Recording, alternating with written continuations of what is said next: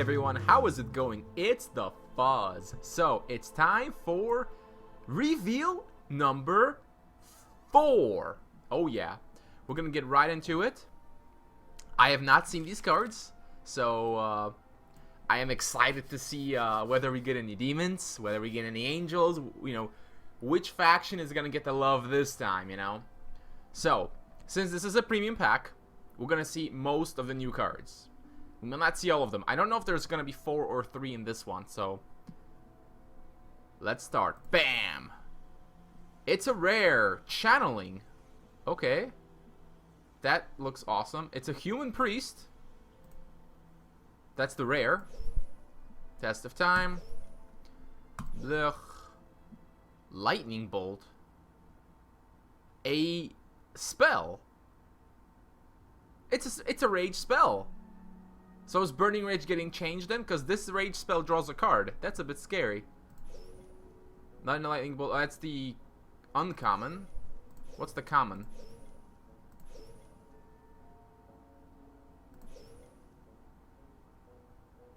No common?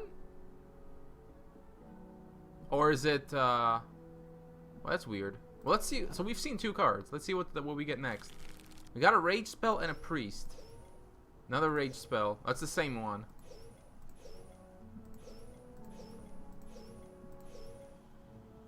Oh, whoa, what do we have here? A legendary creature for... Again, we're gonna have to look up what this channeling does. Okay, so I'm guessing that's it, right? There's no common one? Okay, there is no common. So it's uncommon, rare, and epic. So, alright. So as before, I'm gonna take a look at them.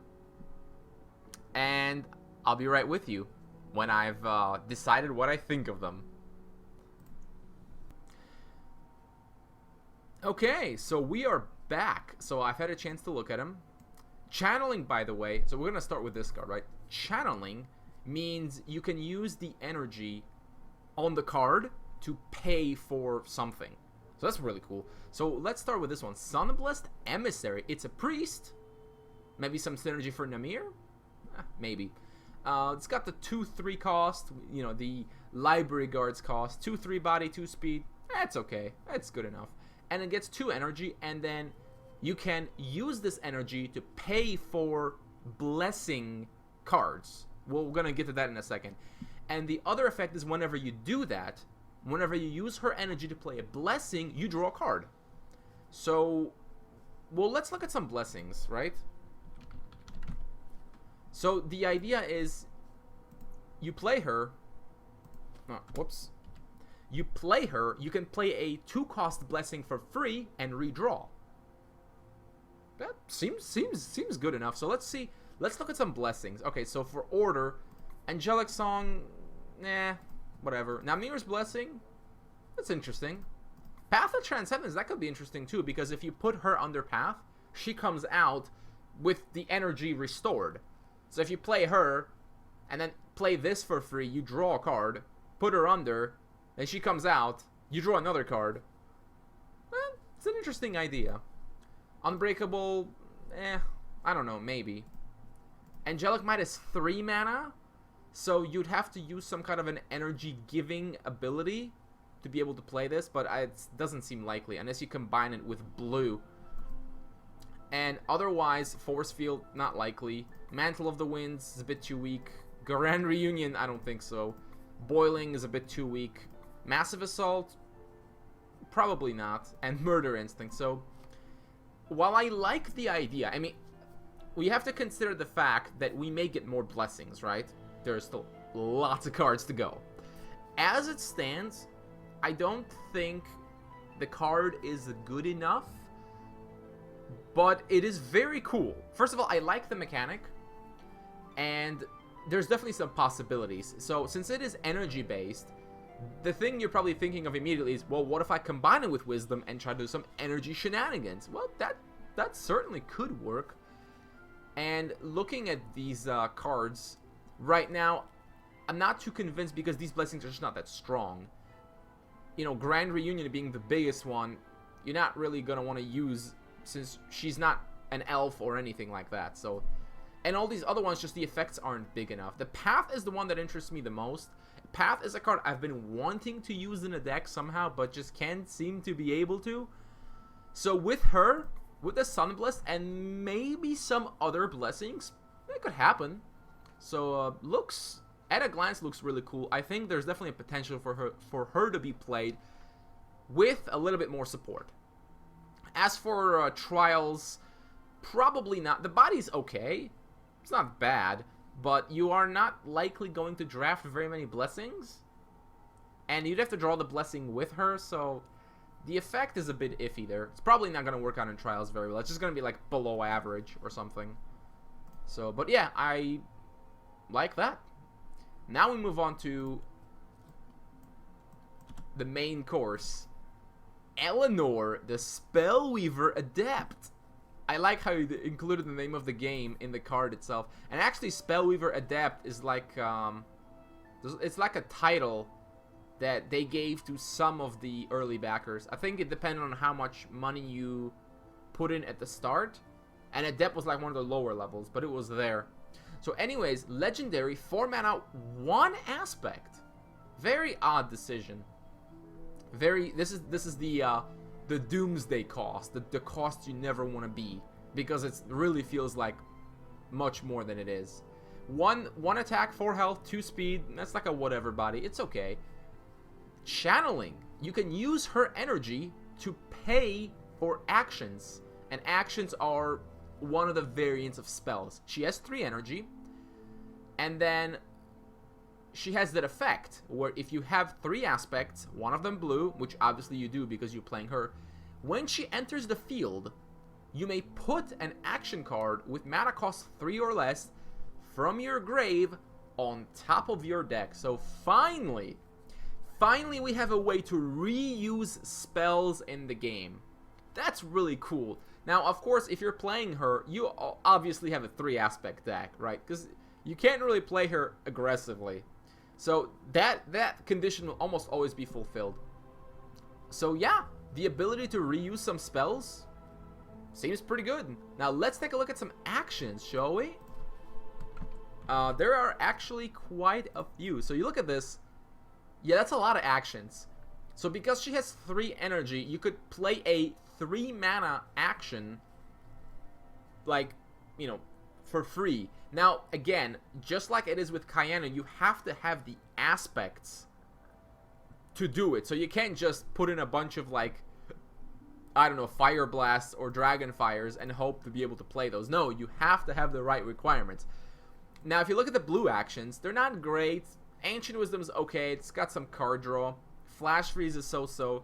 So you obviously want to use it with another aspect, right? See if you can get some really good actions going on. And if we look at order, okay, you've got Word of Grace. That's interesting because you know who likes Word of Grace? 1 turn heal. So 1 turn heal could maybe use her as like a 5th copy of a Word of Grace, because you just play her, you put the Word of Grace on top, you just draw it, you have another Word of Grace. Could be something. Other than that, nature. You can't return a Landslide back because it's 4 mana, sadly. But you could return an Outbreak. You could even play an Outbreak immediately. You could play 2 Outbreaks from your hand. Fun times. I don't know. Rage has a bunch of the burn spells, of course. Except Dragonfire, you can't really play that unless you give her extra energy. So there's definitely a ton of possibilities. I'm not really going to go over everything because it would just take too long. But the fact that she is in Wisdom, you know, Wisdom naturally has the energy synergy, right? They have ways to give her more energy. So if they do that, you could kind of just keep playing like these spells, right? If you have like a Unstable React, that's like an extra 1 mana every turn you're getting. So that seems really cool. But much like the Blessing Priest that we just covered, at a glance, I'm not really seeing like some amazing deck that's gonna come out of her. But with an effect this cool, I can guarantee that Somebody will come up with something really sweet. But I think she also has to wait for the rest of the cards to come out to see kind of how she fits. And I do think she will see play in some way or another, because this is just way too cool. Not only does she you can use her early, you could just put down a body, because the channeling effect is not exhaust, right? So you could just immediately play the spell, presumably as an instant. If the spell is instant, then you can play it. And you basically have 3 mana to work with. Now, she does cost 4, but maybe you could play her for 4 and, yeah, use the mana next turn. Now, I think I know why they made the cost like this. They didn't want to do a 2 mana, 3 aspect, because then Kayanu could play her, and that might get really silly. A 4 mana means it's obviously an expensive card. Honestly, the 1 aspect is almost irrelevant. It could be 2 aspects. It could be 3 aspects, and it basically be the same thing. Almost the same thing. The only thing is you can play her on curve on turn 4, but that seems unlikely, at least in the current state of the game. But if they release more wisdom cards that are good early, that could actually be relevant. You know, playing her on turn 4 might be relevant. She dies to Harpy. Just thought I'd point that out. Bit of a bummer, but I mean, that's probably not that big of a deal. But just so you know, she dies to Harpy. Don't be surprised when it happens. Anywho, I do expect to see this card in some way, shape, or form, because it's just so awesome. The idea of channeling is really cool, especially since it seems to be different with each card, so we'll probably see what the other channeling effects are. As for Trials, I think she's okay. Just to use her to get an extra spell back might be decent enough, but you probably aren't going to draft that many spells with her, so I don't think she's like a great pick unless you already have like a good energy synergy going on with like Foundry Engineers or stuff like that. Then yeah, she'd probably be a nice addition to that, but otherwise I don't think it's actually that good for Trials. Oh, one more thing I just thought of in Constructed. I mean, I'm not saying it's going to see play or anything, but you could play her and then use the energy to play the Astral Dive spell for 3 mana, which gives 2 energy to 2 things and draws a card. So you could give her 2 energy back and give something else 2 energy back, and then you have, you know, you still have 2 energy. So that's really cool. Maybe the energy theme is really going to come into its own when the expansion is, which I want to happen, because energy is one of the coolest things in Spellweaver, one of the coolest mechanics that you can really, really work with. We'll have to see just what happens, but again, Miss Elanor is going to have to wait a little bit longer for a little bit of support to come her way.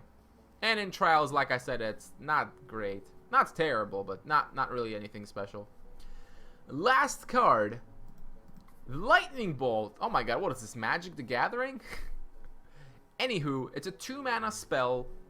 Lightning Bolt deals 1 damage to an enemy creature or hero, and that creature's activated powers or that hero's skills can't be used until the start of your next turn, and then draw a card. So, very interesting idea, because what it essentially is, we have a spell that, you know, does 1 damage. Okay, that's nice, but also can be used to disrupt your opponent's plans. If you're facing Hate Bears and you think they're setting up for a big turn, send a Lightning Bolt their way, and hey, they can't do it. And because this redraws itself, it seems like it's quite a good card, one way or the other. Now, of course, the first concern is, how does this work with Burning Rage? Burning Rage is already on the border of breaking the game. We're giving them another cheap spell that's actually pretty good, and it draws a card by itself. So with Burning Rage, you're drawing 2 cards. Seems a little silly if you ask me, but we can be fairly certain that Burning Rage will not remain the way it is. There's no way they're gonna do that, so you have to keep that in mind. And since the expansion is coming in like maybe 2 weeks, you know, Burning Rage is gonna burn out, and then we're gonna be looking at different varieties of Rage decks. So if Rage wants to play like the control game, they're gonna have to, you know, work for it a little bit more. They won't be able to play an aggressive deck that's also a control deck that runs Dragon on the Phoenixes. None of that. None of that. But anyways, as for the card itself, I think it's pretty cool. I think it probably has a good chance to see play just because of the flexibility. I mean, the fact that it redraws itself, right? It's removal that redraws itself. That's good enough right there. but it has the extra effect of disrupting your opponent in some way. You could shut down his hero powers, or, you know, hit a creature that you don't want to activate their effects. Now, this does say activated powers, so it will stop a red dragon from burning you to death, but it will not stop something like Necromantic Cult from doing its shenanigans. It won't be able to dish out the weakness emblems, but it'll be able to accumulate them. So an activated ability is anything that has like a cost. Like it says, exhaust this creature, or pay some mana and do something. But anything else, like Guardian of the Faithful, the sacrificing itself is not an activated ability. You cannot disable that with Lightning Bolt. Very important. But anyways, I think it's a really cool card. In Trials, it should be probably really good, because removal is good. And this is like removal plus silence? Kind of? Reminds me of Earthshock from Hearthstone. It does a little bit of damage and basically disables the creature, although not permanently. But it redraws itself. Again, I like it. I like it quite a lot. I think I'm going to be seeing some lightning bolts in the coming weeks. Anyways, that's for the 3 cards. Again, really good job for the developers. The new mechanic seems pretty cool. The cards have some really good promise. Lightning Bolt is just solid. And the 2 ladies, while maybe not groundbreaking yet, I do think will eventually find their way in some way. I do wonder if priests are going to get some synergy besides just Namir. It looks like they're trying to push some kind of blessing synergy, so that might be interesting to see if Order can conjure up some shenanigans. Anyways, we'll have to see what more blessings we get, if we get any more wisdom spells that Elanor could work with. But yeah, as always, I'm impressed, and we'll see what the future holds. We only have maybe 1 more reveal, 2 at the most, before we see a lot more cards coming in. So stay tuned until then, and I'll see you guys next time.